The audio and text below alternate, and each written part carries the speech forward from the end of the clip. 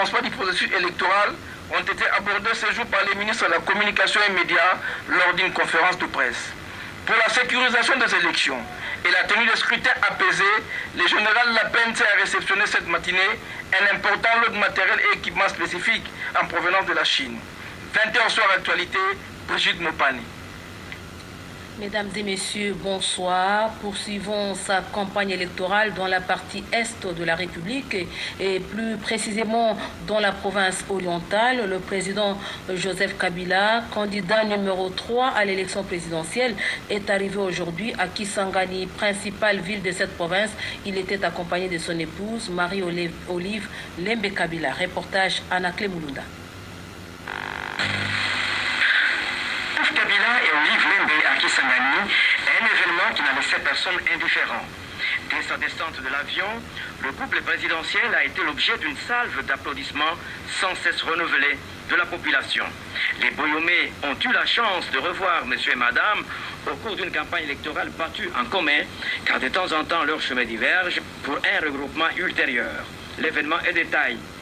Kisangani, chef-lieu de la province orientale, convoité, courtisé et baratiné à outrance, ne pouvait que tomber sous le charme du candidat numéro 3 qu'il avait toujours soutenu dans le malheur comme dans le bonheur. De par cet accueil sans précédent, la population de la ville martyre a fait son choix, car avant l'arrivée des Kabila, ceux qui s'y sont frottés s'y sont piqués. Joseph Kabila arrive à Kisangani pour tendre sa main sans tâche en vue de demander des voix à sa population. La province la plus vaste de la RDC, sans doute la plus populeuse, a réservé un accueil de plus délirant au chef de l'État qui retrouve la chaleur de ses électeurs. Malgré la distance qui sépare le centre-ville de l'aéroport de Bangoka, la population s'est organisée pour répondre présente au rendez-vous de l'accueil. Ces oui volontairement exprimés va être extériorisé et concrétisé au cours d'un grand rassemblement qui s'est préparé au niveau de la mairie de Kisangani. Et puis sur place à Kisangani, le chef de l'État a procédé à la mise en service de l'hôpital du cinquantenaire. Vous suivrez cet élément dans ce journal. Au nom de l'unité de la province du Bandundu, Antoine Gizenga demande à tout Bandundu de voter Joseph Kabila. Consigne des votes livrés à la population des Bandundu-Ville par le Premier ministre Adolphe Muzito. Commentaire Françoise Buela sous les images de Blaise Ndobele. Bandundu-Ville, chef-lieu de la province portant le même nom, c'est le lieu choisi par le Premier ministre de la majorité, de surcroît successeur d'Antoine Gizenga à la tête du gouvernement, pour répercuter fidèlement en cette période de campagne électorale la consigne de vote donnée depuis Kinshasa par le chef du parti.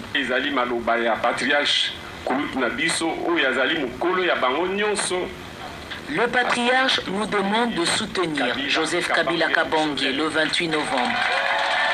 Alors, nous allons le voter au nom de l'unité de la province du Bandundu.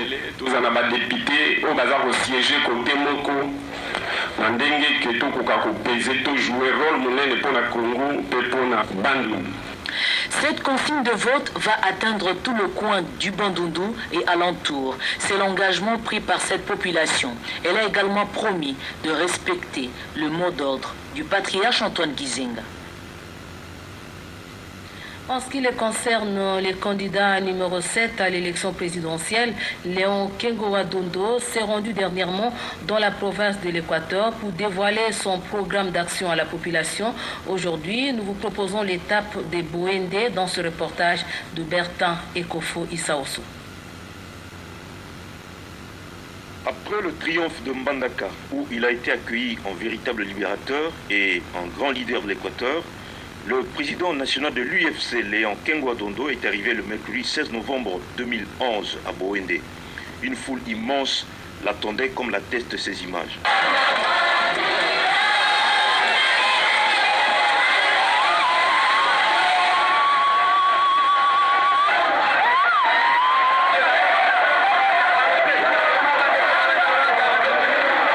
L'enthousiasme affiché par les habitants de la ville de Boende traduit le soutien populaire à la candidature de ce fils de la province.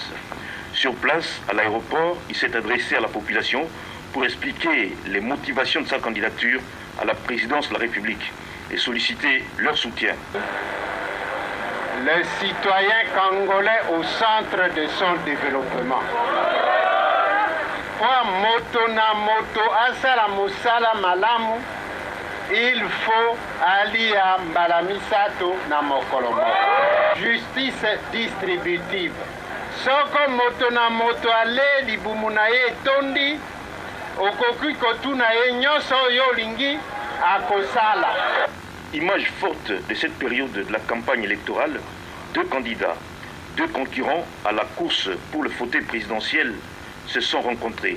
Coïncidence du calendrier, Léon Kengwa-Dondo qui arrive de l'Issala et Vital Kamerhe qui quitte Mbandaka se croisent à l'aéroport et se parlent pendant une bonne dizaine de minutes.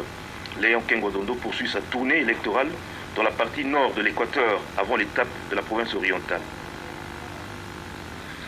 Le président de la Commission électorale nationale indépendante, pasteur Daniel Ngoïmoulou Ndanyanga, a tenu un point de presse hier dans la soirée pour faire l'état de lieu de la logistique à 11 jours des scrutins du 28 novembre prochain. Il a également parlé de la décision qu'il a prise il y a quelques jours de permuter les chefs d'antenne de la CENI. Un reportage de Virginie Lofembe. À 11 jours du scrutin combiné du 28 novembre prochain, le président de la Commission électorale nationale indépendante, le pasteur Daniel Ngoïmoulou Ndanyanga, a tenu un point de presse le jeudi 17 novembre au siège de la CENI. À l'ordre du jour, la situation des bulletins de vote. J'ai la joie de vous annoncer qu'aujourd'hui, on a clôturé l'impression de tous les bulletins de vote. Et tout le stock est entreposé à l'entrepôt central à Johannesburg. Je parle bien des bulletins à l'élection présidentielle et des bulletins à la députation nationale. L'armée sud-africaine a transporté 379 tonnes de bulletins et aujourd'hui 170 tonnes. Et le déploiement va continuer comme prévu. Et le 21, on aura déployé tous les bulletins. Il n'y aura plus un seul bulletin en Afrique du Sud à l'entrepôt selon le programme fixé entre la CENI, les imprimeurs et l'armée sud-africaine. En ce qui concerne le renforcement de la logistique, le président de la Commission électorale nationale indépendante rassure. Le rapporteur qui est en Angola a dû obtenir et signer du gouvernement angolais 10 hélicoptères et 2 avions Hiroshima. C'est la contribution du gouvernement angolais et de son président Eduardo Santos que nous saluons et remercions pour ce matériel-là. La CENI elle-même a loué 6 hélicoptères cargo qui seront basés à Lubumbashi pour servir les 2 Kasaï et le nord du Katanga. Vous savez que notre armée nous a donné 4 hélicoptères et l'Angola nous donne 10 hélicoptères, sera déployé dans la province orientale, le Bandundu et la province Équateur. N'oubliez pas la contribution de la MONUSCO qui a une bonne vingtaine d'hélicos qui sont à notre disposition. Quand on met tous ensemble, on a un grand charroi d'hélicoptères qui vont couvrir le ciel congolais pour préparer les échéances du 28. Les raisons qui ont poussé la Commission électorale nationale indépendante à permuter les chefs d'antenne à quelques jours du vote. Nous avons fait exprès de le faire à moins de 2 semaines de la date du 28. Pourquoi? C'est pour éviter qu'on fasse de nouvelles relations, qu'il y ait des combines qui se préparent. Parce que l'homme qui cherche le pouvoir peut chercher les combines. Mais si vous avez une nouvelle personne, le temps que vous commenciez à faire les histoires, moi je suis déjà à mon 28. D'autres détails de ce point de presse vous seront proposés dans la page magazine à la fin de ce journal en lingala cette fois-là. Les ambassadeurs et chefs des missions diplomatiques des pays membres permanents du Conseil de sécurité des Nations Unies et de l'Union européenne soutiennent le peuple congolais pour la tenue des élections apaisées, libres et crédibles qui participent au renforcement de la démocratie. Ils ont animé une conférence de presse ce matin au siège de la CENI en présence des membres du bureau de cette institution. Sylvie Moembo. En présence du bureau de la Commission électorale nationale indépendante, les ambassadeurs et chefs des missions venus assister à la présentation du comité de médiation du processus électoral en République démocratique du Congo ont saisi cette occasion pour saluer les efforts menés par les acteurs impliqués au processus électoral pour l'organisation des scrutins du 28 novembre prochain, notamment la CENI appuyée par le gouvernement, y compris les partenaires internationaux et les Nations Unies. Ils ont également évoqué les récentes déclaration du Conseil de sécurité des Nations Unies qui se sont préoccupés face au risque de dérapage ou d'incidents violents durant cette période électorale. S'agissant de la sécurisation du processus électoral, ces ambassadeurs et chefs de mission diplomatiques ont lancé un appel au gouvernement congolais et aux responsables des forces de sécurité afin de donner les instructions nécessaires pour que ces forces de sécurité assurent le respect des droits, la liberté d'expression et avant tout la liberté de vote en faisant preuve de la neutralité inhérente à leurs fonctions au service de l'État et des citoyens.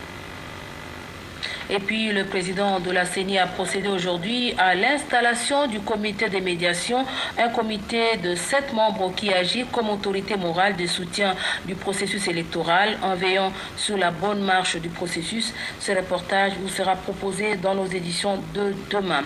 Nous l'avons dit, le président de la République qui se trouve à Kisangani a inauguré aujourd'hui l'hôpital du cinquantenaire qu'il avait promis à la population de cette ville. Anaclé Moulunda. De Kisangani, un hôpital construit en préfabriqué par la volonté du président de la République, Joseph Kabila Kabange, en faveur des Boyomé. C'est le ministre de la Santé, Dr Victor Makwenge Kaput, qui a accueilli le couple présidentiel. Ce n'est pas la réhabilitation de la clinique universitaire, comme certaines langues l'ont laissé entendre, mais la construction d'un nouvel hôpital de la capacité de 100 lits, érigé en 4 mois et qui n'a coûté que 4 millions de dollars. Un hôpital de niveau secondaire dont la remise a été faite ce vendredi 18 novembre 2011. La structure médicale comprend tous les services d'un complexe hospitalier moderne et ses dépendances, notamment une morgue en plein aménagement, un dépôt pharmaceutique, un groupe électrogène de grande capacité. Ces services spécialisés sont composés de 2 dialyses, les premières à Kisangani, permettant de dépister le cancer et l'insuffisance rénale. Il s'agit des salles d'oncologie et de néphrologie bien équipées. Le président de la République, Joseph Kabila Kabange, et Madame la Première Dame de la RDC, Olive Lembe Kabila, ont visité les cabinets de médecins, les salles hommes et femmes, l'unité pédiatrique, les soins intensifs, la néonatologie, les soins intensifs, la salle d'opération et la chirurgie infantile. Le personnel est estimé à une 60aine de Congolais, médecins et personnel médical qui pourront trouver de l'emploi grâce à la vision d'un conducteur d'hommes, le candidat numéro 3, de quoi laisser le candidat sortant poursuivre ses œuvres en vue de doter tous les coins et recoins de la RDC des structures sanitaires de même marque et même qualité avec un coût raisonnable de moins de 5 millions de dollars, ont déclaré des esprits ouverts et acquis à la démocratie et au développement. Le secrétaire général du Parti du Peuple pour la Reconstruction et la Démocratie, Évariste Bochab, a animé 2 grands rassemblements à Inongo et à Bandundouville dans la province du même nom. C'est dans le cadre de la campagne électorale en faveur du candidat numéro 3. Reportage Ludor Balekelaï. À l'aérodrome d'Inongo, au chef-lieu du district du Maïndombe, dans la province du Bandundu. Accompagné de Toussaint Chilombo Sen, chargé de la mobilisation et propagande, et de Gentilingo Villa, lui aussi cadre du PPRD, Évariste Bochab a été l'objet d'un accueil digne de son rang. Les militantes et militants du PPRD et des partis de la majorité ainsi que la population l'ont accompagné dans sa longue marche jusqu'à la tribune officielle d'Inongo où il s'est adressé à la population. Ici, comme à Bandundouville, où il s'est rendu 2 heures plus tard, le secrétaire général du PPRD, qui a été ovationné de la même manière, était porteur d'un seul message. Il est tout à fait normal que moi-même, je m'engage totalement dans cette campagne. Je suis allé ce matin à Inongo, ensuite à Bandundouville pour encourager les militants du PPRD à faire le choix à l'étude. Mais il n'y avait pas que les militants du PPRD, vous êtes bien rendu compte que c'était toute la population de Bandundouville. Nous avons expliqué pourquoi il faut choisir pour les candidats numéro 3. Il a un bilan, nous avons défendu ce bilan. Il a une vision, et cette vision, elle est porteuse pour l'avenir du Congo. Par-dessus tout, Évariste Bochab a expliqué à la population d'Inongo et de Bandundouville que 100% sûr, qui est le thème de la campagne du candidat numéro 3, voudrait dire que Joseph Kabila reste un homme de parole hier et aujourd'hui.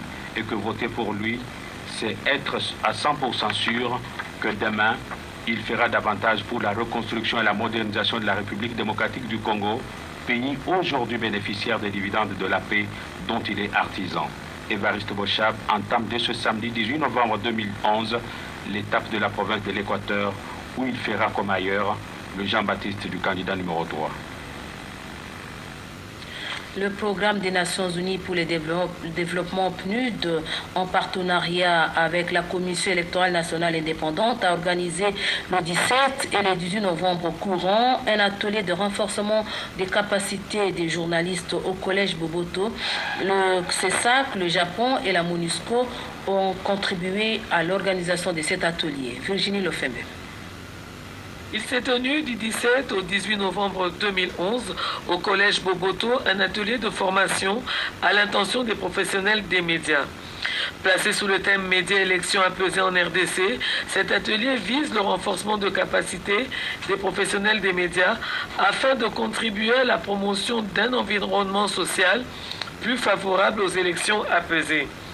Car d'une manière générale, les médias sont essentiels et indispensables pour offrir aux lecteurs des informations nécessaires pour leur permettre d'opérer un bon choix. Après les mots de circonstance lus successivement par le représentant du PNUD, du CESAC et de la Commission électorale nationale indépendante, les participants ont pris part aux différents modules, à savoir les informations générales sur la directive du CESAC relative à la campagne électorale, les responsabilités des médias et la régulation de la communication, le mode de scrutin en RDC, les contentieux électoraux ainsi que le rôle des médias dans l'éducation citoyenne pendant les élections.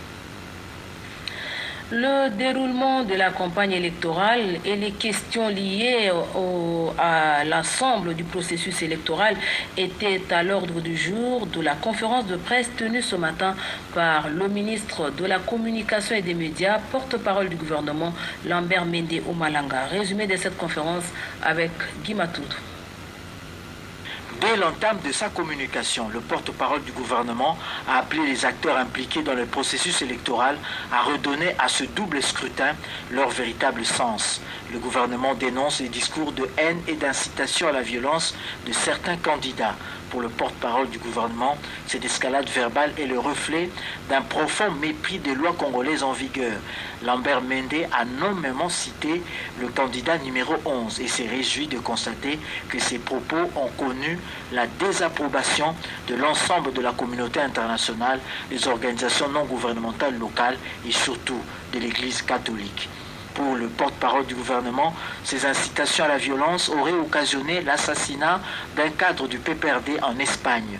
Répondant à une question sur l'invitation par les autorités congolaises de l'invitation de la CPI, le ministre précise que l'équipe d'observateurs de cette juridiction va assurer un monitoring d'éventuelles violations des droits de l'homme dans le cadre des élections. Le ministre de la Communication et des Médias a prévenu les acteurs politiques et de l'opposition et ceux de la majorité que les cours et tribunaux nationaux et la justice internationale se tiennent prêts à intervenir contre leurs activités attentatoires à la sécurité et à l'intégrité physique des Congolais. Le gouvernement travaille de concert avec la CENI afin que le calendrier électoral soit respecté. En témoigne cette contribution de l'ordre de 370 millions de dollars américains. Par cette annonce, le ministre répondait ainsi à une question sur la crédibilité des élections et sa tenue dans le délai. Parlant de ces élections, la position du gouvernement est qu'elles ne sont pas une fin en soi, mais une finalité. L'avenir du Congo, a conclu Lambert Mende, doit être au-dessus de tout. Et puis Lambert Mende, candidat numéro 12 de la circonscription électorale de Lodja dans les Kasaï orientales, a sensibilisé dernièrement la population de Sankourou à voter pour les candidats de la majorité présidentielle. Reportage Gertrude Ingrid Kisita. Ils étaient venus de tous les coins de Lodja, membres et sympathisants de la CCU, la Convention des Congolais Unis. Tous se sont donné rendez-vous à l'aérodrome de Lodja. Ici, tout ce que cette localité compte comme notabilité est venu accueillir Lambert Mende Omalanga. un accueil digne de son rang, fils de Sankoro, l'homme aux actions concrètes, le cortège de Lambert Mende s'est dirigé vers le stade Lumumba, le grand stade de Lodja. C'est là que l'homme du peuple tient son meeting de campagne. Meeting au cours duquel il a fait son bilan de 2006 à 2011. Lambert Mende a exhorté la population de Lodja à voter massivement pour le candidat président de la République numéro 3, Joseph Kabila Kabange. Par ailleurs, le fils du coin, Lambert Mende, a donné sa vision pour le pays. Pour lui, c'est la communauté qui compte avant tout. Et la foule de scander en langue locale, Mende ate Ngelo, Ngelo ate Mende. Traduisez pour Mende, la communauté d'abord, et pour la communauté, c'est Mende avant toute chose. Lambert Mende Omalanga, candidat numéro 12 à la députation nationale, circonscription de Lodja, a reçu les assurances de sa base qu'il sera réélu, et de même le candidat Joseph Kabila Kabange, numéro 3. Le président de l'Union des démocrates congolais, Baudouin Banza-Moukalay, était dernièrement à Kamina, dans la province du Katanga, pour encourager les candidats de son parti à la députation nationale. Un commentaire de Georges Frédéric Ndibou. Malgré la pluie qui s'est abattue sur Kamina ce mercredi 9 août 2011, les militantes et militants de l'UDECO ont réservé un accueil chaleureux à leur leader, l'honorable Baudouin Banza-Moukalay Nsungu, lequel est parti dans cette partie de la province du Katanga pour présenter les candidats de son parti UDECO qui compétissent pour les 3 sièges à Kamina. Il s'agit de Mireille Mbayo, le professeur Kisumpa et le docteur Oloso. Baudouin Banza-Moukalay Nsungu en a profité pour rappeler à la population de Kamina en général et les militantes et militants de l'UDECO en particulier que pour la présidentielle, le soutien de l'UDECO va à la candidature de Joseph Kabila Kabange, et ce conformément au conclave de la Balubakat tenu récemment à Kamina sous l'initiative du délégué spécial Jean-Claude Massangou, et aussi conformément aux plusieurs missions de sensibilisation effectuées dans l'espace Luba par de nombreuses délégations. Pour Baudouin Banza-Moukalay Nsungu, son appel n'est qu'un rappel de ce qui était déjà conclu. Aux candidats de l'UDECO à la députation nationale, il les a invités de battre campagne dans la paix, la sérénité, et aussi d'éviter les invectives, les provocations. L'essentiel est que le parti UDECO gagne les sièges. Il a terminé par souhaiter bonne chance à tous les candidats de l'UDECO à la députation nationale. Les partis politiques opérant dans la province du Maniema ont distribué il y a quelques jours des exemplaires du code de bonne conduite à leurs militants, une façon pour eux de participer